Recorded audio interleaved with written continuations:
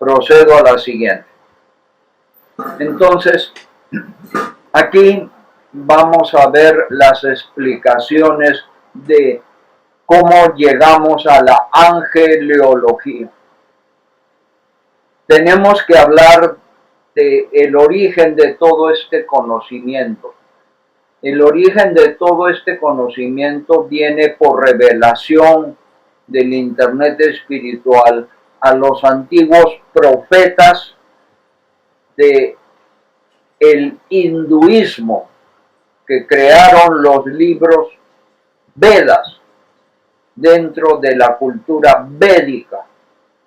Hubo una señora occidental de origen ruso llamada Elena Petrovna Blavatsky que tenía capacidades multisensoriales extraordinarias. Se asoció con una graduada en biología química llamada Annie Besant y con 3 grandes científicos espiritualistas, y entre los 4 o 5 personas reunidas crearon un movimiento llamado Teosofía.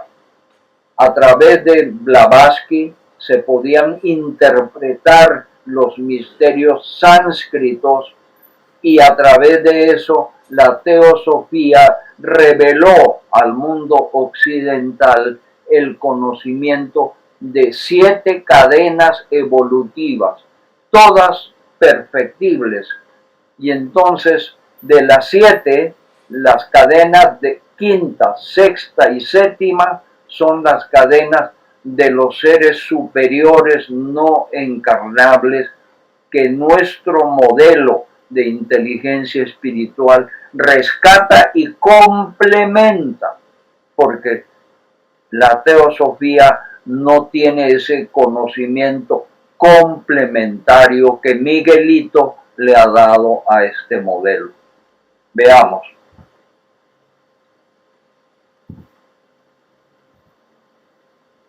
No quiere pasar, ¿por qué será? Ya.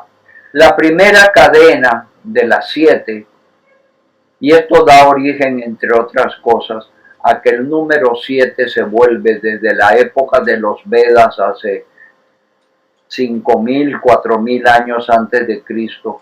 Este número 7 se vuelve un número místico, un número cabalístico.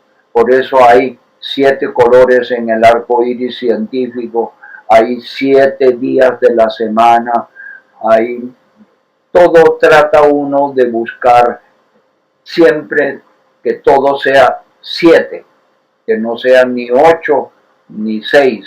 Claro que Buda se pasa a 8, pero hay otros como el judaísmo que trabaja el número 6, pero el 7 se vuelve cabalístico. Entonces, la primera cadena es la cadena evolutiva de todo el cosmos.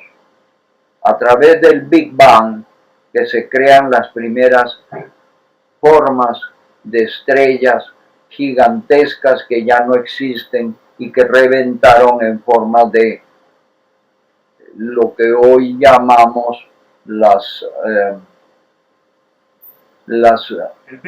extintas grandes estrellas que formaron las moléculas pesadas, se llamaban supernovas. La muerte de las grandes estrellas en el cosmos primigenio dio origen a las supernovas. Y estas moléculas pesadas de las supernovas crearon una segunda y una tercera generación de estrellas, dentro de las cuales las moléculas pesadas se aglutinaron para formar planetas, lunas y asteroides. Y dentro de los diferentes planetas aparece la Tierra, geo, y el estudio de la Tierra se llama geología. Entonces, esta primera cadena es del reino mineral. Aquí se evoluciona los primeros 5 a 8.000 años de la existencia del cosmos. Pasamos a la segunda cadena. La cadena de la evolución de algas verdeazules en el planeta Tierra, que da origen al reino vegetal, que hoy en día ya hay pues más de 20.000 especies de vegetales en el mundo. La tercera cadena evolutiva comienza con las células procariotas en el mar, que después se vuelven a través de unos 1.000 y pico millones de años, se vuelven eucariotas, células mucho más grandes que ya tienen dentro organelas para que funcione una serie de metabolismo y catabolismo celular. Y a través de eso salen los seres multicelulares en el mar, que se vuelven anfibios y después terrestres, y dan origen al reino animal, que da origen a los vertebrados marinos, que se vuelven vertebrados anfibios, reptiles y después mamíferos, y dentro de los mamíferos los primates. Muy bien. Y viene la cuarta cadena, donde los primates se vuelven pitecus, se vuelven homínidos, se vuelven homos, y ahí vuelve a nacer un nuevo rey del famoso antropológicamente antropoceno, el reino humano. El primero con ego racional y, para ignorancia de la mayoría del mundo, el humano contiene simbre perfectible y reciclante. El gran error que tuvo Constantino, que fue el que impulsó la iglesia cristiana, el gran error fue abolir en el año 320 y pico de la era cristiana. Constantino empezó a abolir la reencarnación, y eso eliminó el concepto reciclante de nosotros, los que somos hijos del cristianismo. Y Inteligencia Espiritual rescata con mucha valentía y mucha profundidad hermenéutica que este reciclaje es lo que ha permitido y permitirá al ser humano continuar su evolución en la quinta cadena. ¿Por qué? Porque el concepto del Nuevo Testamento y del Antiguo Testamento, con mayor razón, hace caso omiso del proceso evolutivo humano en la quinta, en la sexta y en la séptima cadena. ¿Y qué es lo que hace?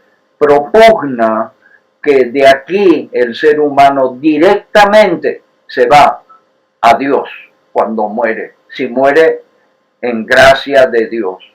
Pero si muere en pecado, entonces se muere directamente como castigo al infierno si el pecado es mortal, y si el pecado es venial, entonces se va al purgatorio.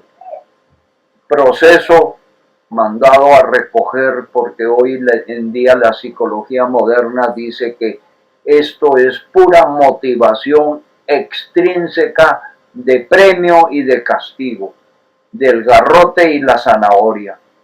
Esta motivación ya ha sido revaluada, pero en los orígenes del Antiguo Testamento y del Nuevo Testamento, allí para motivar a los hombres de escasa cultura primitiva de aquella época, estos seres humanos no podían entender nada mejor que pensar que una vez que uno muere, o se va para el cielo o se va para el infierno.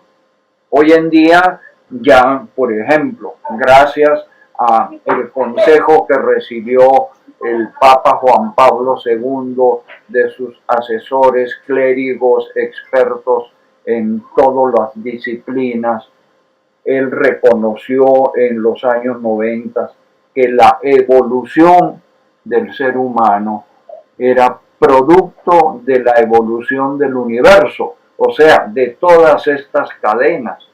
Y a través de la evolución de estas cadenas, el ser humano se volvió racional y entonces no era una teoría tradicional que tenía la iglesia, que abrazaba el creacionismo, que Dios directamente nos creaba a cada uno de nosotros, que Dios de un poco de barro hizo a Adán y de una costilla de Adán hizo a Eva, y que Eva posiblemente tuvo que ser la que le dio hijos a Caín, porque no había más mujeres.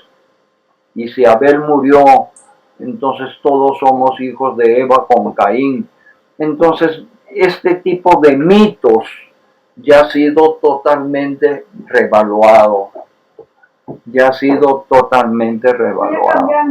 Así es como nosotros en inteligencia espiritual vamos a introducir el rescate de la quinta, sexta y séptima cadena, llamada la cadena de seres superiores, que descubrieron los Vedas, pero no lo supieron perfeccionar. Entonces nosotros aquí estamos para poder hacerlo. Empezamos con la quinta cadena.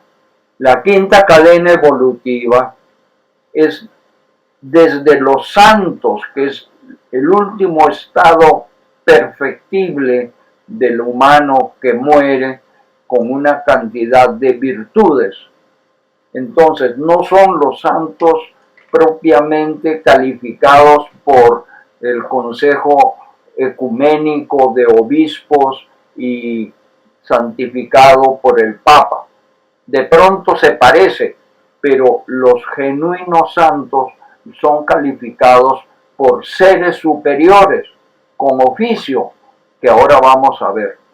Ellos, seres superiores llamados jueces espirituales, jueces divinos, hacen la evaluación de cada uno de los cimbres con su resimbre de cada humano que fallece, y no esperando hasta el último día del final de los tiempos, sino que sucede en el proceso del más allá, a medida de que el alma disuelve el ego para evitar que el ego se vuelva alegoso en el proceso del juicio, y el juicio empieza a funcionar después de ese periodo con solo la conciencia pura del simbre humano, que no tiene mecanismos de defensa para alegar, que no tiene puntos ciegos y que acepta con racionalidad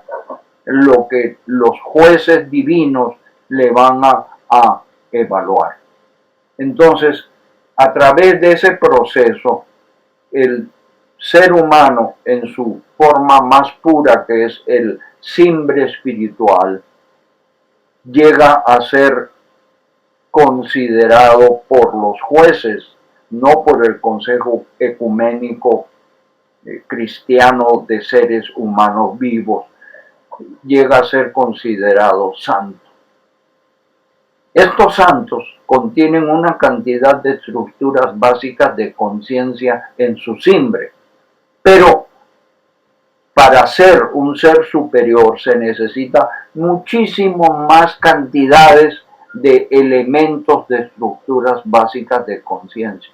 Por eso que un santo no tiene suficientes estructuras básicas de conciencia para volverse un ángel, sino que se necesitan muchos santos para configurar el ángel nuevo que van a ser como el primer reemplazo generacional de la quinta cadena. Estos ángeles son guardianes, ese es el oficio que tienen, y que incluso muchas sectas católicas reconocen y hay algunas que no reconocen a los ángeles.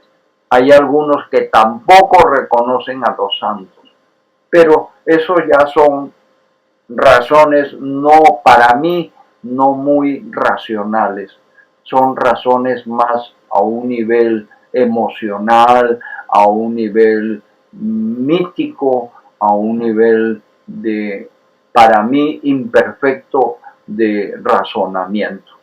De todas maneras, este modelo reconoce que es coherente que la religión cristiana reconozca como herencia del zoroastrismo. Miren, el zoroastrismo, que fue una religión de hace 3000 años, reconoció al primer ángel caído, ¿sí?, que se llamaba en esa época Iblis.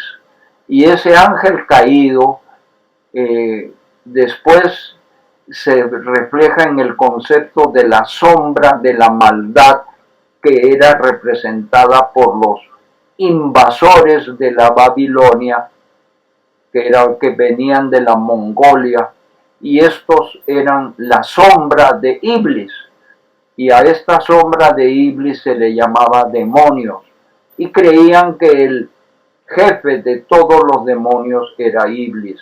Entonces Iblis, a través de diferentes idiomas, llegó a llamarse Satanás, y de ahí llamarse también diablo. Entonces, obviamente, este concepto de ángeles y ángeles caídos, que proviene del zoroastrismo, lo captó Abraham en la ciudad de Ur y lo fusionó con sus conceptos mosaicos de Moisés, y llegó al judaísmo. A través del judaísmo, los ángeles llegan al cristianismo. Pero hasta ahí llegan como guardianes, y míticamente también llegan como mensajeros en una categoría superior llamada arcángeles. Estos arcángeles, que algunos de ellos ayudan a iluminar a profetas del Antiguo Testamento, iluminaron a la Virgen María para que conciba a Jesús. De ahí nace el mito. ¿Por qué? Porque ese mito también lo usaron otros grandes escritores para la vida de otros grandes profetas, como el profeta Isa. 7 siglos antes de Jesús, el judaísmo antiguo tenía una secta llamada los nazares o nazarenos, cuyo profeta principal era Ersa, pero después fue reemplazado con una división de sectas por Isa. Y para que Isa pudiera ser superior a Ersa, Isa tenía que tener el distintivo de que su mamá, que se llamaba Miriam, había sido recibida por un arcángel para anunciarle que su hijo iba a ser por inmaculada concepción, y así nació Isa, 7 siglos antes de Jesús.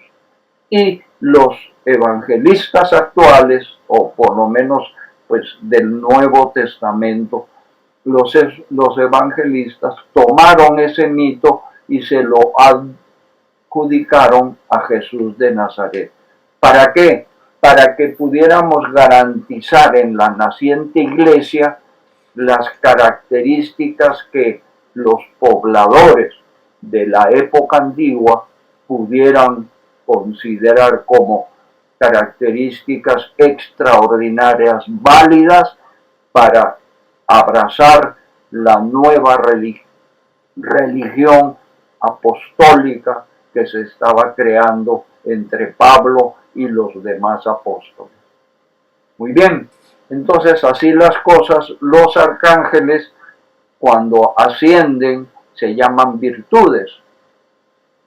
Estos son mensajeros, tienen la virtud o la misión de anunciar grandes cambios para la humanidad, hasta donde sabemos. Pueden tener otras misiones más que no sabemos. Entonces, así las cosas, los guardianes, que son ángeles, que vienen de muchos santos, se vuelven ángeles, y algunos ángeles ascienden a ser arcángeles mensajeros y virtudes mensajeras. Estos ascienden a ser consejeros kármicos en grados jerárquicos de querubines, serafines y tronos. La palabra trono la usó el mismo Jesús de Nazaret en algún evangelio, en donde le dice a sus apóstoles, a sus discípulos: ustedes, cuando estén al lado mío, cuando yo me vaya, ustedes llegarán a ser tronos. Yo les daré el puesto de trono al lado mío. Entonces este trono se convierte en la palabra de una jerarquía superior a los que ya se conocían antes. Como ven, aquí hasta la misma religión cristiana daba oficio a los seres superiores de la quinta cadena. Pero de ahí se quedaron, no dieron más oficio, de ahí se fueron para Dios. Y entonces decían que el humano, cuando se moría, se iba derechito al cielo o derechito al infierno, o pasando por el purgatorio. No había de otra. Y los niños tenían que pasar, cuando se morían como niños, al limbo, y nadie sabía qué pasaba con ellos después. Entonces, así las cosas, nosotros hemos dicho: pero si es que hay sexta cadena y hay séptima, entonces la administración de guardianes y mensajeros y consejeros deben de continuar en órdenes superiores. Y así las cosas, pasamos a revisar la sexta cadena. Esta cadena ya tiene otros nombres, como potestades, que son los encargados de hacer el sincronismo kármico.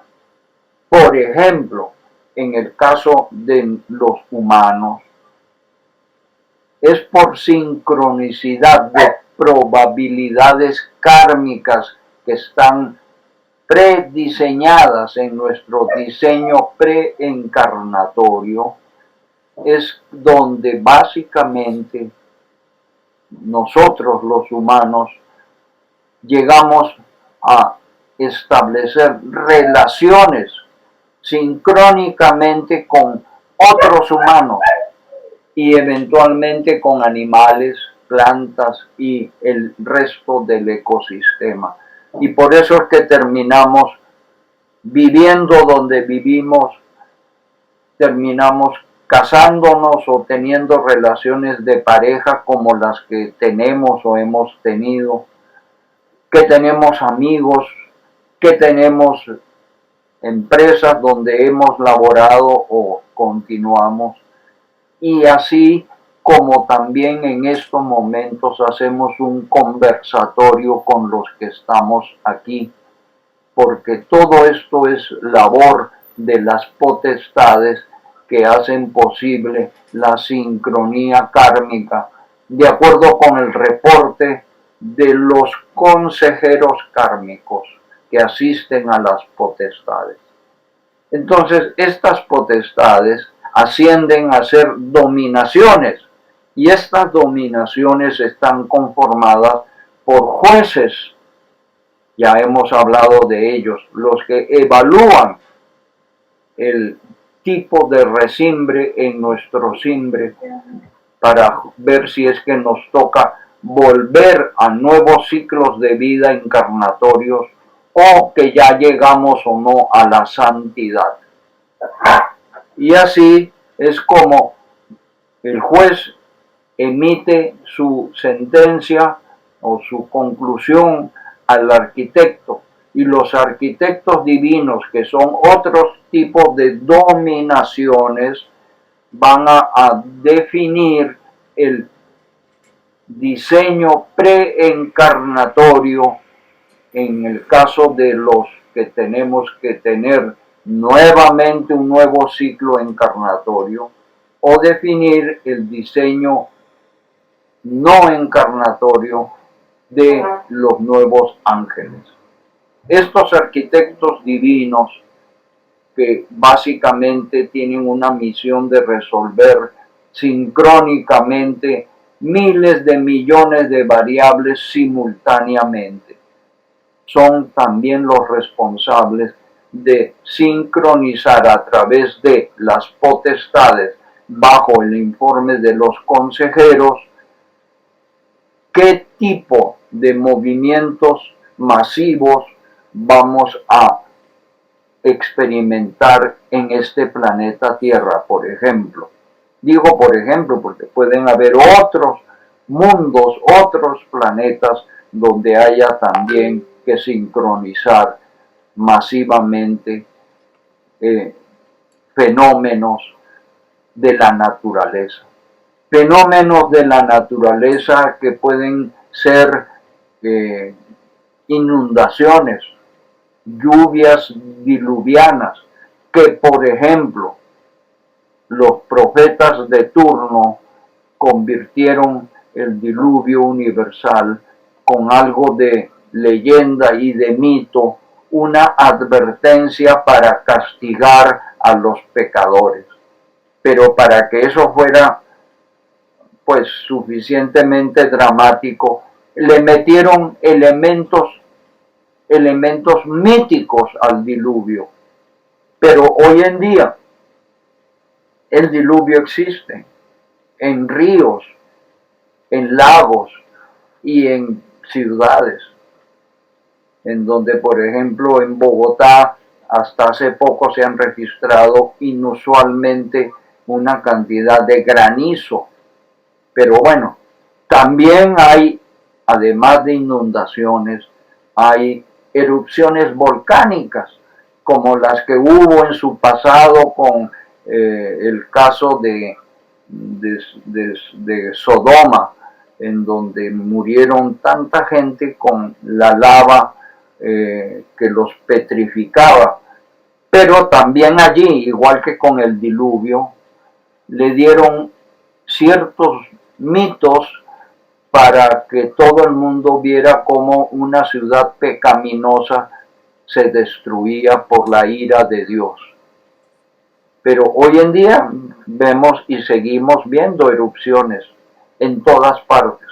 Algunas que no causan muertes como en Hawái, pero otras que han causado masivamente muchísimas muertes.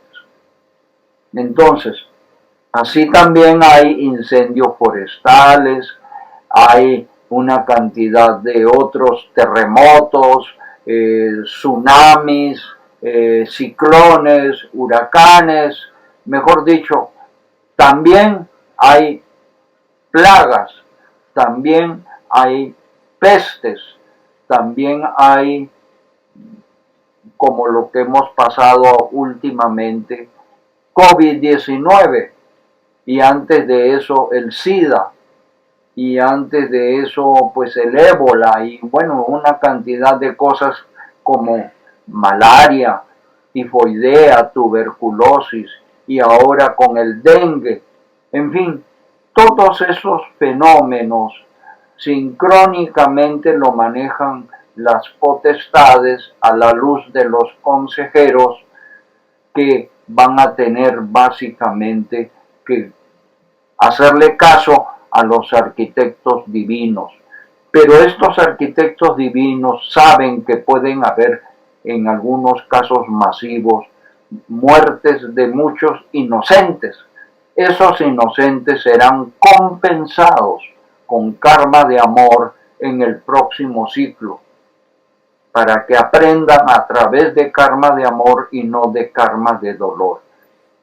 Porque muchos que no son inocentes tendrán que pasar karma de dolor en el próximo ciclo. Miren lo importante que es el reciclaje encarnatorio. Miren lo importante que es volver a rescatar aquello que el emperador Constantino 300 y más años después de la muerte de Jesús, abolió en la religión católica y cristiana en general, pese a la oposición de reencarnacionistas como el gran obispo Orígenes y el gran obispo de San Clemente de Alejandría.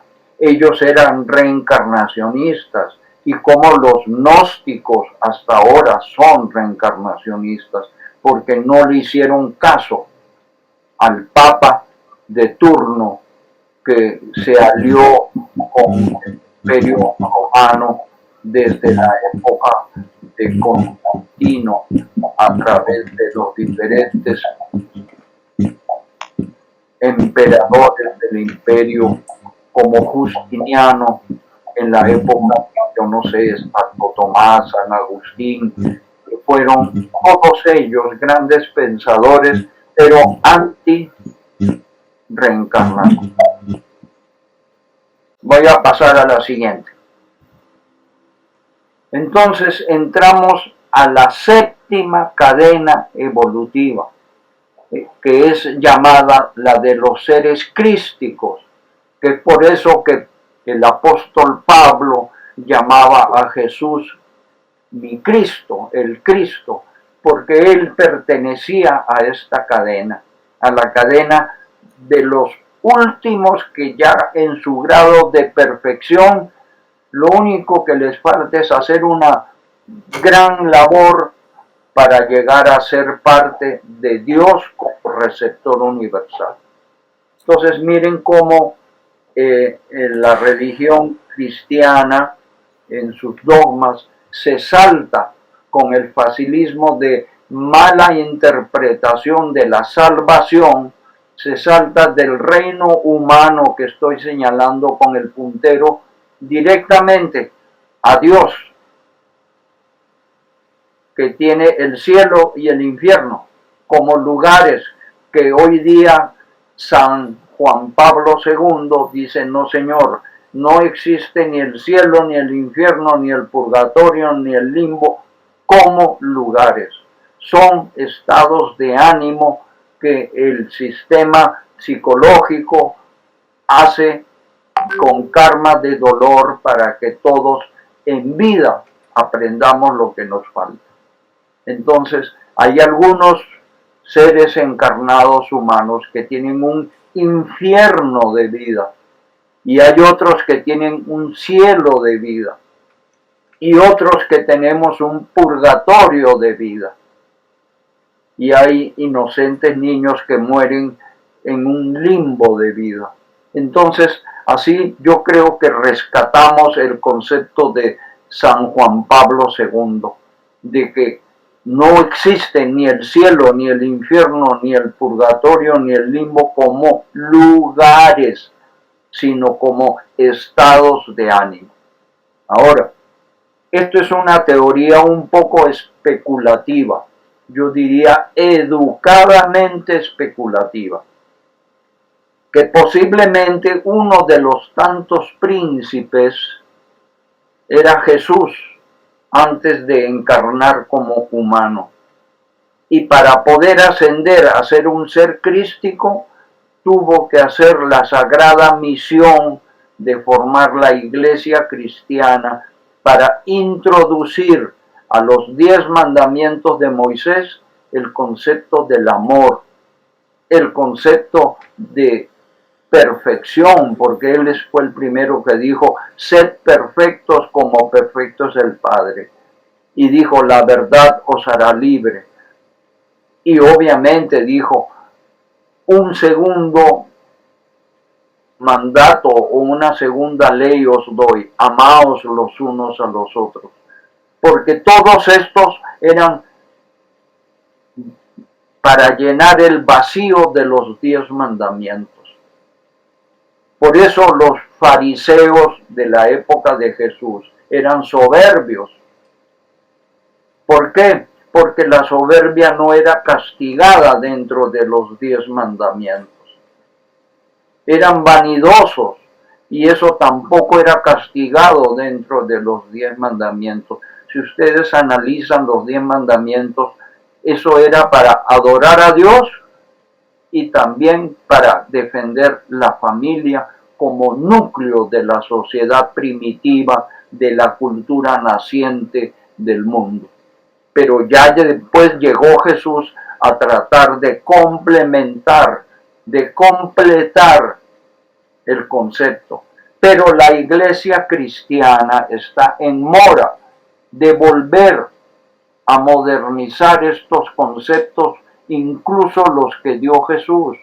¿Qué es lo que estamos haciendo nosotros a través de la propuesta de las leyes espirituales, universales, fundamentales que hemos hecho y que ustedes conocen y que en la capacitación expresa, en la tercera de ellas, habla de estas leyes universales? Creo que ese es el mérito, porque a través de esas leyes casi que completamos el conocimiento que está a nuestro alcance para poder tener una base ética, para que la moral derivada de esta ética sea absoluta. ¿Por qué? Porque viene de un sujeto de la ética que no es humano, que es un ser superior, no encarnable, como Jesús. Entonces, así las cosas, volviendo al caso, Jesús termina su gran misión en donde el dramatismo de su crucifixión, pero ojo, la crucifixión era un medio de hacer que mueran los ladrones. Por eso que él muere rodeado de 2 ladrones. Por eso, porque la crucifixión era como decir hoy en día la muerte por inyección fatal, y hasta hace unos años la muerte por silla eléctrica, y algunos países del Medio Oriente es la muerte por ahorcamiento. Pero en esa época la muerte era a través de la crucifixión o a través de la decapitación, o sea, degollamiento. Y acordemos que uno de los discípulos de Jesús es cortado en 2 con una sierra. Miren lo horrible, lo cruel que eran los castigos de muerte en esa época. Pero eran castigos que nadie protestaba. No hubo ningún juicio de protesta ante un ser crucificado. Y por eso también a Pedro lo crucificaron, a Pablo lo crucificaron. Bueno, volviendo al cuento. Entonces, esta hipótesis educada dice que Jesús, cumpliendo esa sagrada misión que la complementa asistiendo multisensorialmente a través del internet espiritual a Pablo, que es el apóstol que nunca lo conoció, pero que fue fundamental para el crecimiento y propagación de la iglesia naciente que estaba metida dentro de los hijos de Israel. Pablo fue el que sacó el cristianismo dentro del mundo gentil y llegó a Roma a cristianizar a muchos romanos. Entonces, gracias a Pablo, que a través de Jesús recibió esto también como complemento a la misión de apostolado que hizo Jesús en vida, Jesús ascendió a ser de un príncipe a un ser crístico. Príncipe que se quedó Iblis, que es el actual ángel caído, que algún día, como dice en la tradición zoroastrista, Iblis recuperará su corona perdida y volverá nuevamente a obedecer las leyes de Dios. Entonces, así las cosas, la ascensión de Jesús de príncipe a ser crístico es una suposición educada. Y a través de eso Jesús es una fuente de liderazgo del Internet espiritual del bien. Fuentes de liderazgo que ocupan todos los demás seres superiores, porque en ese Internet espiritual del bien actúan desde ángeles, arcángeles, virtudes y obviamente en forma indirecta actúan querubines, serafines, tronos y potestades. Y de una manera indirecta en el más allá, las dominaciones a través de jueces y arquitectos.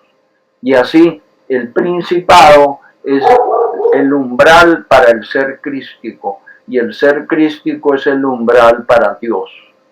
Entonces miren que esto tiene sentido porque la quinta, la sexta y la séptima cadena van a permitir un proceso de continuidad del perfeccionamiento del ser humano. El simbre del humano pasa a formar parte de nuevos ángeles y los ángeles, algunos por mérito, a formar parte de nuevos arcángeles, estos a nuevas virtudes, estos a nuevos querubines, a nuevos serafines, a nuevos tronos, a nuevos potestades, a nuevas dominaciones, a nuevos principados y finalmente a los poquitos seres crísticos. Por eso esto es la pirámide evolutiva, que cada nivel tiene menos individuos, pero mucho más calidad de individuos. Y así es como vamos de la cuarta a la séptima hasta llegar a Dios. Pero el cristianismo, incluso en las prédicas actuales de los evangelios en misa, solamente hacen creer a los fieles que el humano que se porta bien, que no peca, o que el que pecó y se arrepiente, confiesa y comulga, a la hora de morir en gracia de Dios, se puede ir derechito acá, al cielo de Dios, lo cual hace dejar sin oficio a todas estas seres superiores. Ahora, hay una cosa que yo quiero que ustedes comprendan. La ciencia actual ha descubierto que el universo es tan grande, que haciendo en cuenta que solo existe uno solo, porque hay propuestas no probadas de universos paralelos, de multiuniversos, etcétera, etcétera, pero que no se han probado. Pero que existe un universo, no, nadie puede dudarlo. Pero este universo es tan grande que lo que nosotros como humanos podemos percibir es solamente el 4 y pico por ciento de todo el universo. El 4 y pico por ciento de todo el universo. Mejor dicho, todo ese 4 punto y pico del universo percibible es gracias a la fuerza electromagnética que impacta en los 5 sentidos que tenemos. Y eventualmente muy poco sabemos del sexto sentido y del séptimo para llegar a manejar el concepto de multisensorialidad del humano. Pero ya está empezando a hablarse de que somos seres multisensoriales, no limitados a 5. Pero aún así, solamente percibimos el 4 y pico por ciento de todo el universo. Nada sabemos o muy poco de la materia oscura, que está formada por grandes masas de neutrinos, de grandes masas de muones, de piones, grandes masas de agujeros negros, que todo eso conforma la materia oscura. Nada sabemos que cada partícula tiene su contraparte de energía negativa manejando las antipartículas. Nada sabemos de que la materia oscura, que es el 25% del universo, es también manejada por el 70% del universo, que es la energía oscura.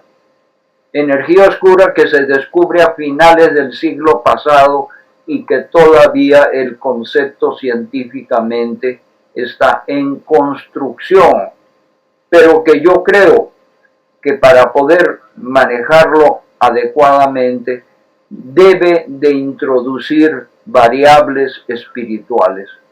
Pero esa energía oscura sigue siendo reducto del materialismo reduccionista de la actual ciencia. Por eso, en mi libro 2 de la verdad, de la colección de Cabalgando en Hombros de Gigantes de Pensamiento, en ese libro 2, yo termino diciendo que la ciencia debe de volverse holística, que la mecánica cuántica y la física cuántica debe aceptar la existencia de mentes espirituales en partículas, átomos, moléculas, células y órganos y sistemas biológicos para poder entender en una manera completa cómo funciona después el espíritu del ser humano y obviamente cómo funciona toda la administración que está en manos de estos seres superiores que son de la quinta, sexta y séptima cadena,